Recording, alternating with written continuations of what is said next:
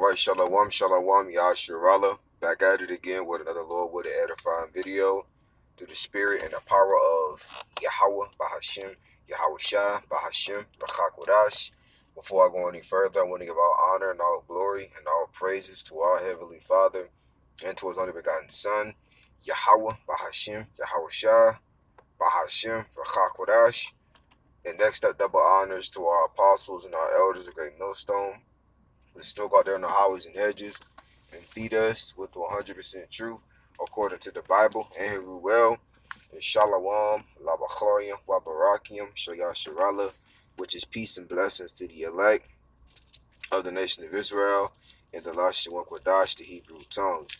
And this lesson is going to be centered around how Yahweh Shah, who the word when it calls Jesus Christ, how he's returning, man. You know, and he said that he was gonna come with fire, which that fire is about destruction, man. You see? So I'm gonna start off with the book of Matthew, the 10th chapter, and the 34th verse. This is Lord Yahweh Shah speaking himself over 2,000 years ago. He was prophesying about his own return. You see, that proves that Yahweh Shah, who the world ignorantly calls Jesus Christ, is also a prophet. All right, the greatest prophet. This is the book of Matthew, chapter 10, verse 34. And it reads, and it says, "Think not that I am come to send peace on earth. I came not to send peace, but a sword." Right? So the Lord Yahweh Shah was like, listen, when I return, all right, after my death, you know what I'm saying? You know, and I return in the future, in the last days of the last days, which we're living in those times. He said, I ain't coming back for peace, man. Okay, I'm coming back with destruction in mind. Okay, why? Because what's that? Job 9:24. The earth is given into the hands of the wicked. So wickedness is all around us, man. Everything from the TV to the social medias to that's influencing our people to do wicked things, man. Okay, because the ways of the wicked have seduced with them, right? So Lord Yahweh was like, I ain't coming back with no peace. I'm gonna read this again. This is the book of Matthew 10, verse 34. Think not that I am come to send peace on earth. I came not to send peace, but a sword. Right, yeah. See? So he's coming back with destruction, man. Okay? Because before the nation of Israel, which consists of the so-called Negroes, Latinos, and Native American Indians, and the Israelite foreigners, right, ever have peace as a whole nation, destruction has to come first. Destruction upon the 2/3 of our own people, and destruction of these heathen nations, and have the other heathen nations under subjection underneath us, underneath Lord Yahweh Shah, the 12, King David, so on and so forth. All right. So now let's get another precept. All right, just grab a couple precepts and then I'll wrap it up. This is the book of Luke, the 12th chapter and the 49th verse. And it reads, it says, I am come to send fire on the earth. Right. Now, a fire is the ultimate cleansing agent. Just like how gold gets refined when you put it through fire, it gets all the impurities off of it. And then once the process is done, it becomes one viable metal piece. You know, that's what has to happen, man. This earth has to be purified, man. Okay, it has to get purified of the filth that's in this place, man, which is the sin. All right, things that are contrary to the scriptures, the breaking of the laws of the Most High, the homosexuality, the gang banging, the smoking cigarettes, the splitting of the seeds of different foods, man. The tattoos, the wicked lifestyle that our people live, man. You see, the Lord has to come back and cleanse them up. All right, the 2/3 with that fire, because the elect of the nation of Israel, which we're hoping to be those men, we're getting purified, tribulations, and through the word. That's how we're getting cleansed.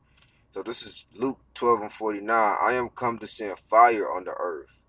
And what will I, or how I wish, if it already be enkindled? Right, yep. So this place is already going to be on fire from all the chaos and destruction that's been going on.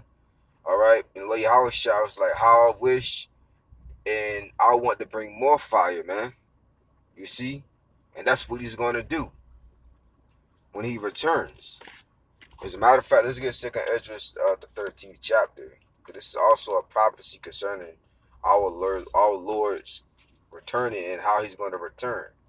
All right, and this is the book of Second Esdras, the 13th chapter. I'm gonna go to the third verse. That's where I'm gonna start, and it says, "And I beheld, and lo, this is the prophet Ezra, having a vision about Yahweh Shah's return."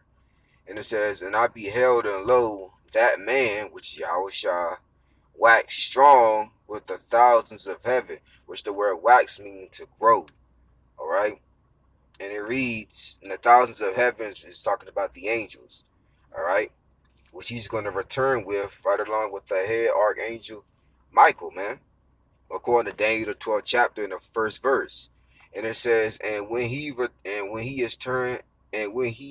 turned his countenance to look, all things trembled that was seen under him, right? Because they're not gonna grasp the return of Lord Yahweh Shah, and they're not gonna be ready for the fact that Lord Yahweh Shah, who the world calls Jesus Christ, is a so-called black man.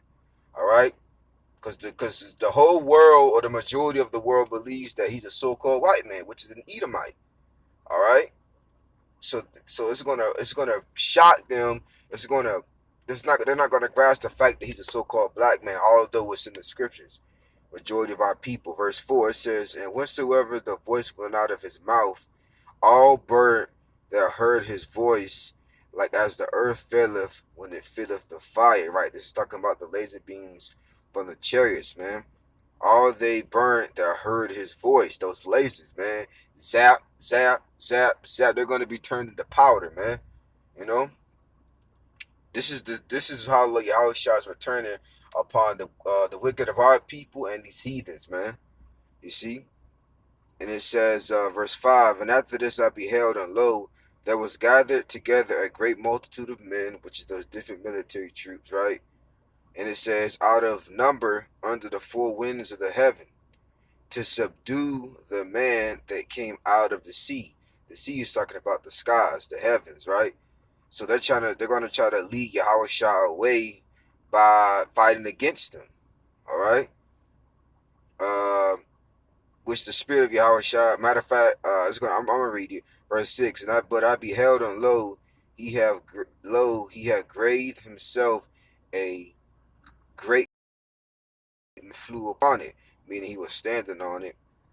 Okay, and that great mountain he compared the chariot that the Lord Yahweh was standing on to a great mountain, to a gigantic mountain. Verse 7, but I would have seen the region of place where out the hill was graven, and I could not, right, because it was so huge, right, the fathership.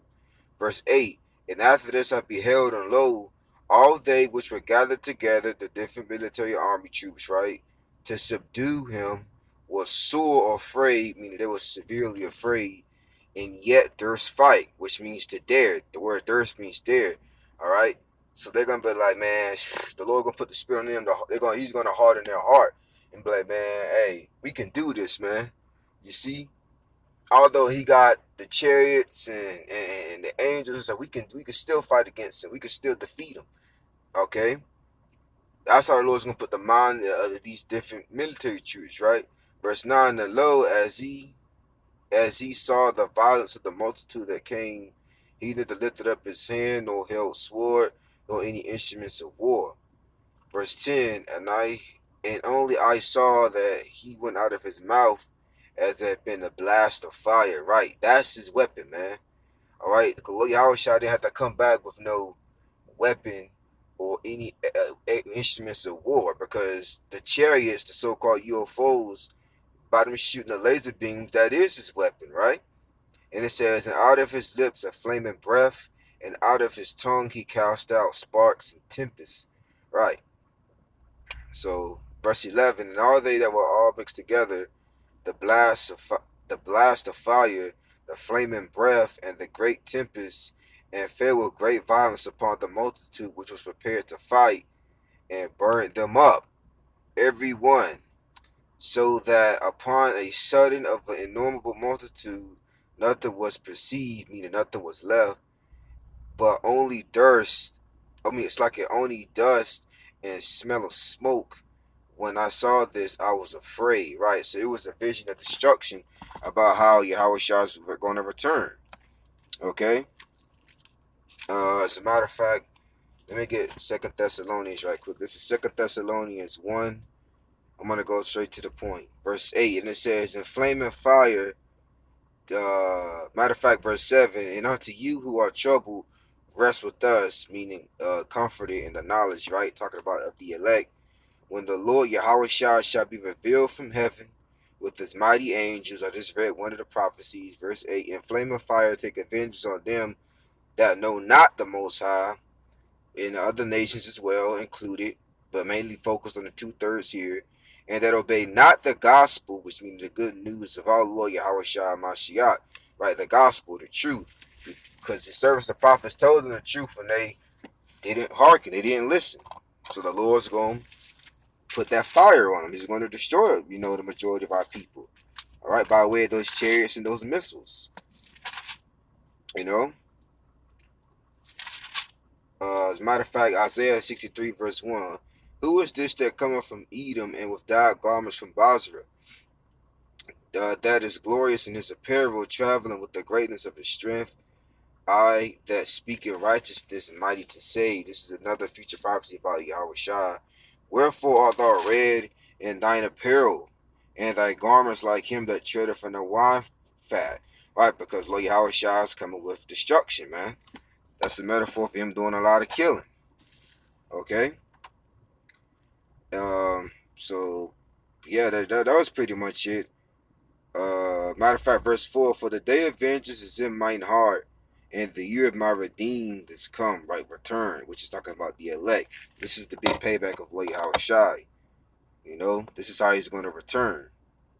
As a matter of fact, I'll read verse 3. I have trodden the winepress alone, and of the people there was none with me. For I would tread them in mine anger with the laser beams and the ICBM missiles, and trample them in my fury, and the blood shall be sprinkled upon my garment, and I will stain all my raiment. Right, which is a lot of killing that Lord Yahweh Shah is going to be doing. So Lord's window is edifying through the Spirit. Till next time I say Shalom.